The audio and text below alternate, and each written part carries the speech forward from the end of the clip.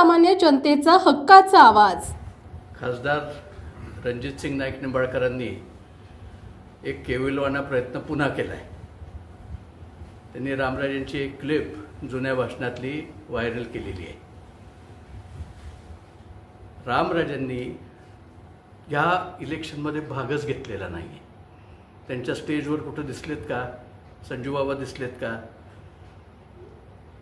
संपूर्ण रामराजेंच्या चिरंजीवांसकट, माझ्या कुटुंबासकट, संजीवरायांच्या कुटुंबासकट, रामरायांच्या भगिनींसकट आम्ही सर्वजण धैर्यशील मोहिते पाटलांचा प्रचार करतोय आणि त्यातच लोकांनी त वरून ताकबात ओळखून घ्यावा हे माझं स्पष्ट